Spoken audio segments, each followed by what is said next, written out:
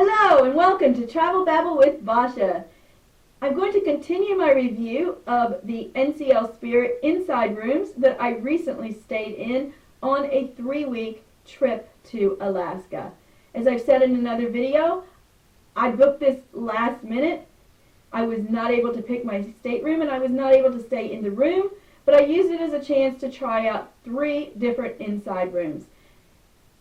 Right now I want to review Inside Room 9191. This was my second week on the cruise. I had settled in, found my way around the ship, and I was ready to try out a new room. This was an inside room. It was made for 3 passengers. I was in there as a solo. When I came in, the room was in a 1-bed configuration, 1 queen bed. It was perfect. That's usually how I travel when I travel alone. I like to have one side of the bed for me, one side where I can put my tablet or my book and I can watch things, and that's very nice. I also, of course, have to put my blanket and pillow, and I decorate a little bit, as you have seen in various videos, to make myself feel at home. Being a smaller room, I couldn't decorate as much, but that was fine. I only need a little bit, and just having the blanket and pillow makes me feel at home. Now, on the one side of the bed, there is a drop down. If you had a 3rd passenger, they would sleep on that drop down. There is a ladder that's stored in the room that you would put, and they would have to climb up. So in order for somebody to sleep up there, they have to be able to climb a ladder and stay on that bed. It's not very big. I never took it down. I kept it up because I was there by myself. Now, because it was on one side of the room and took up a bit of the wall, I slept on the other side of the bed. Good choice.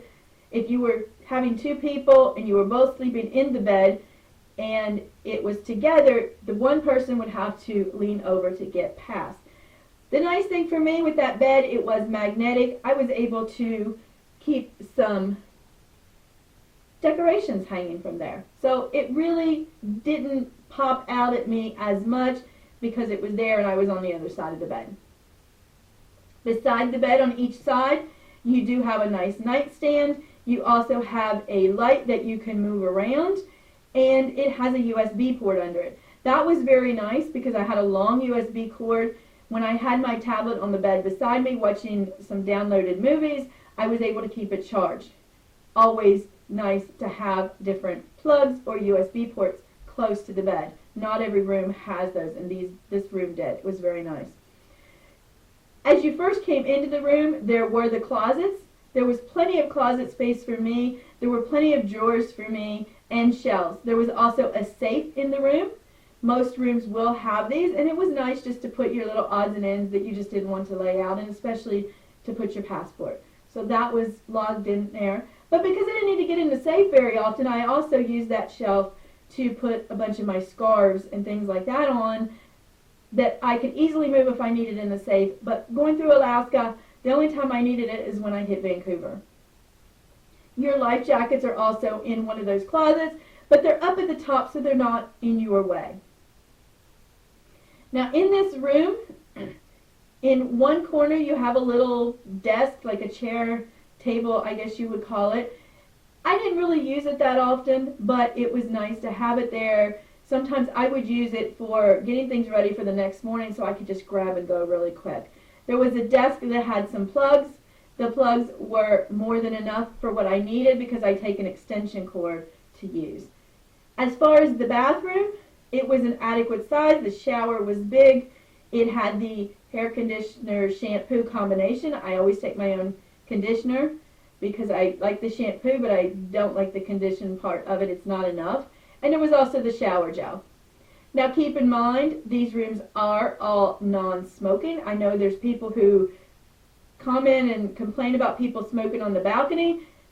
This had no balcony because it was an inside room. It would be very obvious if you were smoking. It's a fire hazard. It's one of the big things on the ships is to be careful with fire. One of my complaints about this room, and some other ones also, is the peephole. So somebody comes and knocks on your door, you want to know who it is. If you've ordered room service or something, you know they're probably coming, but you want to check. Now, I don't know about you, but I'm short. I'm not horribly short, but I'm short, and I couldn't see out the peephole. Even standing on my toes, it was way too high for me. Now around the room there were several hooks which came in handy. There were hooks on the bathroom door on the inside where you could hang your towels or hang a robe or maybe hang something else if you brought like a bathroom bag that you need to hang up. That were very convenient. There were also a few hooks out in the main room that were for hanging maybe a sweatshirt, a hoodie, or a light jacket. I always take my own magnetic hooks that I hang around my room so that I can hang my decorations and I can hang other little items around. As I said before, this room 9191, it was a nice room. It was meant for 3 people. I think it would be a little crowded with 3 people. It was perfectly adequate for 1 person. 2, I think would be okay. Not perfect, because the bed that hangs on the wall would be a little bit in the way for a person getting into that side of the bed, but I don't think that'd be a big inconvenience. Hopefully this helped you. If you do look to book a room, I could recommend this room. It's not too bad, as I said. Perfect? No, but it's a pretty good room, and especially if you're 1 person, it worked out for me. There was plenty of space for my luggage, plenty of space in the closets. I was able to put my luggage under the beds. So hopefully if you get this room, you will find the same as I did, that it was a nice enough room for being an inside room, and it is dark at night if you like that. And if you don't, you can always turn the TV to the bridge cam, and it will let you know when it's getting light out. You can see what exactly the front of the ship looks like.